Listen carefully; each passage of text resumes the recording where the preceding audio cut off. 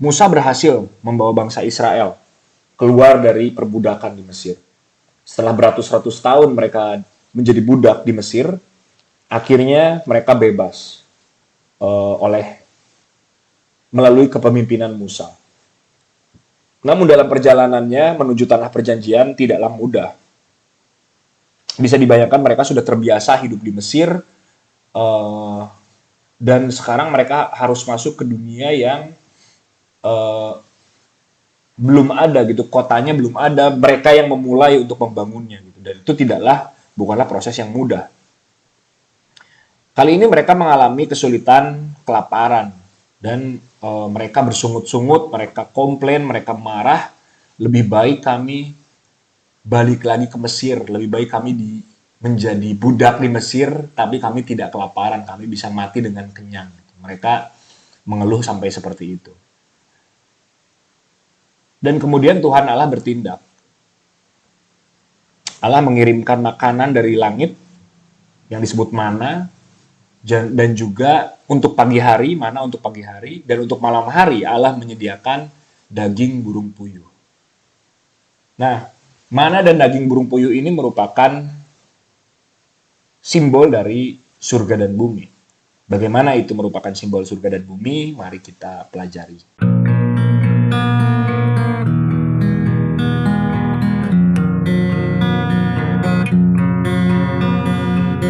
Saya Gideon Partogi. Selamat datang di langit manusia bumi.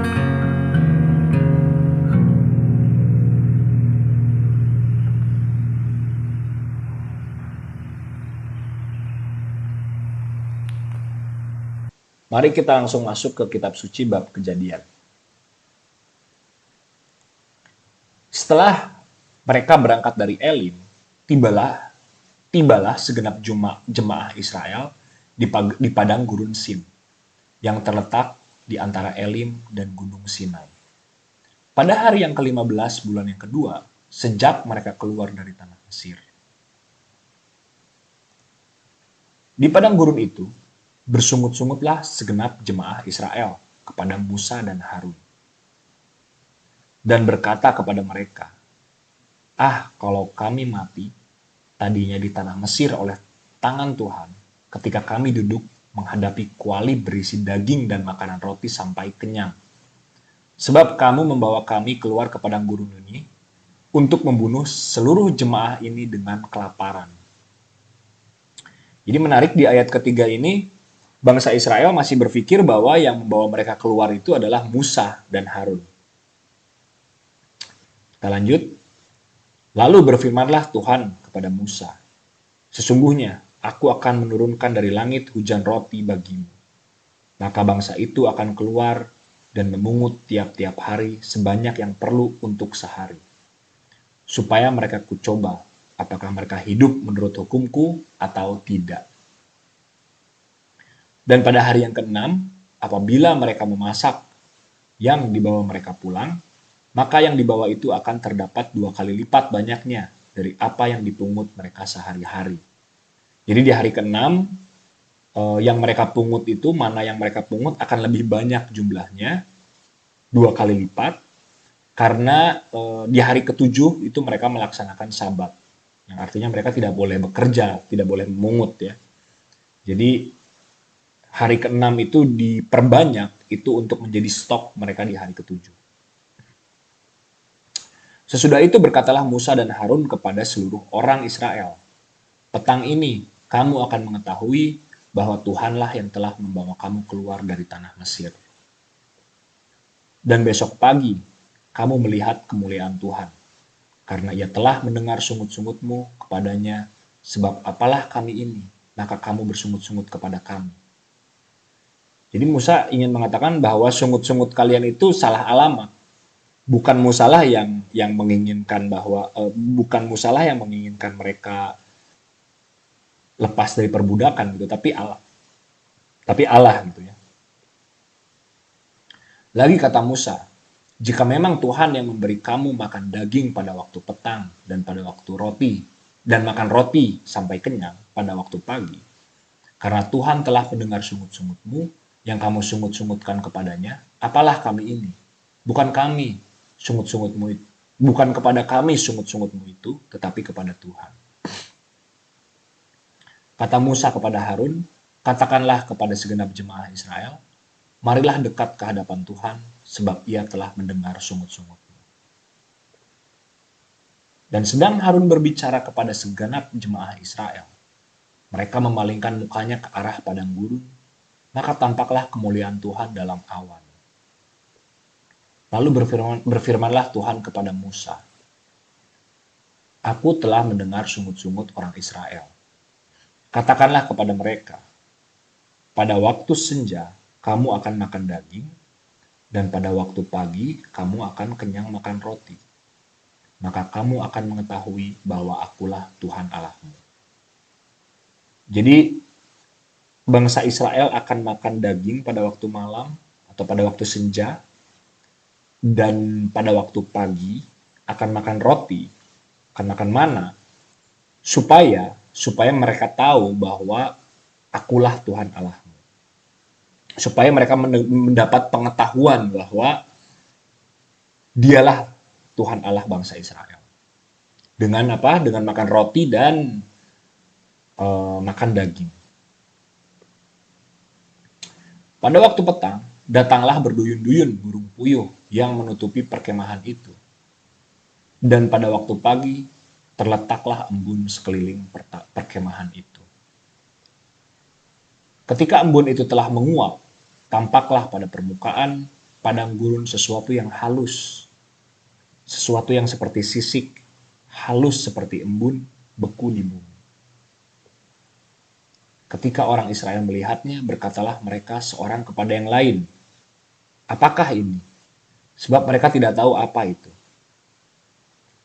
Tetapi Musa berkata kepada mereka, inilah roti yang diberikan Tuhan kepadamu menjadi makananmu. Kalau kita perhatikan bahwa makanan roti mana itu juga merupakan bukan hanya roti saja, tapi itu adalah seperti mana itu seperti makanan spiritual gitu. Di ayat 15 ini seperti ingin ditekankan bahwa mereka belum mengenal pengetahuan, mereka seperti belum mengenal Tuhan gitu.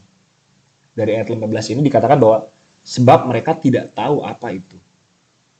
Dan Musa memberitahu, inilah roti yang diberikan Tuhan kepadamu menjadi makananmu. Dan akhirnya dengan memakan itu mereka mendapat pengetahuan akan Tuhan. Ini adalah informasi tambahan dari kitab suci Bilangan.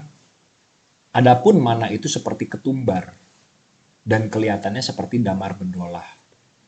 Bangsa itu berlari kian kemari untuk memungutnya, lalu menggilingnya dengan batu kilangan atau menumbuknya dalam lumpang. Mereka memasaknya dalam periuk dan membuatnya menjadi roti bundar. Rasanya seperti rasa panganan yang digoreng. Jadi mereka mendapatkan mana yang halus, yang turun dari surga. Surga adalah dunia alam tanpa wujud. Dan ketika dia turun, dia menjadi bentuk yang paling sederhana. Menjadi ketumbar itu kecil seperti titik atau bulat kecil gitu. Dan dikatakan juga halus gitu. Jadi sesuatu yang turun dari surga itu adalah sesuatu yang ringan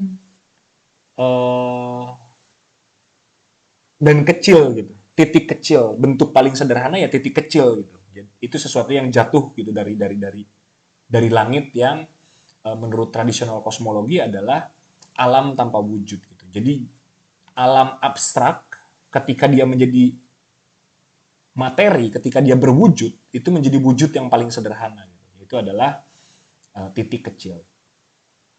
Dan titik kecil itu mereka olah gitu, mereka padatkan lagi, mereka buat lebih memateri lagi, lebih jelas lagi menjadi roti gitu, diolah menjadi roti. Kita bisa mengerti seperti itu. Kemudian daging atau burung puyuh yang mentah gitu, dalam keadaan mentah, itu mereka olah, itu seperti mereka perhalus gitu untuk bisa mereka konsumsi. Mereka tidak memakan daging itu mentah-mentah, tapi mereka olah dahulu dan akhirnya mereka akan konsumsi gitu. Nah, bagaimana ini menjadi simbolisme surga dan bumi? Seperti biasa, saya akan tunjukkan pola dari surga dan bumi. Surga adalah alam tanpa wujud dan bumi adalah alam tanpa wujud, alam makna tanpa wujud, dan bumi adalah alam wujud tanpa makna. Surga menurunkan mana menjadi bentuk paling sederhana.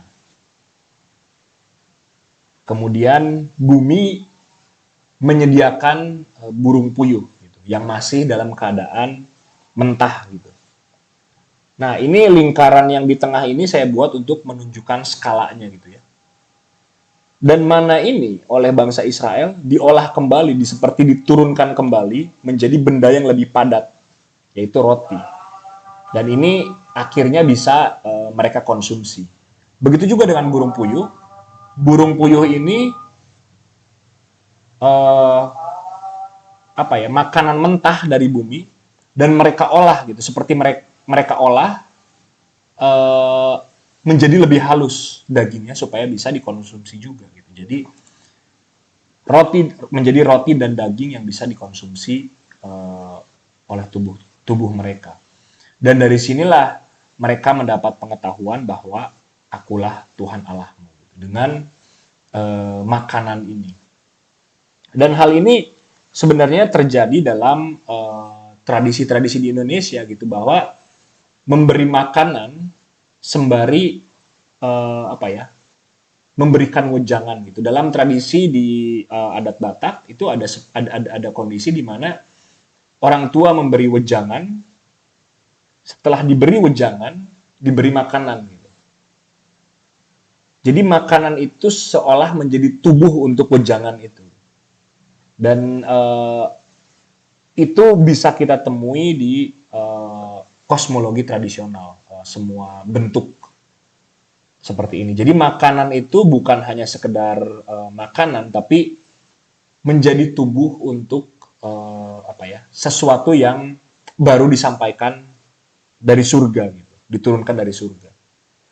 Nah, hal ini bisa kita lihat di roti mana dan daging burung puyuh, yang menjadi simbol di level skala manusia, simbol surga dan bumi di level skala manusia. Baik, semoga bisa mendapatkan sesuatu yang baru dari video ini. Terima kasih, sampai ketemu lagi di video yang lain.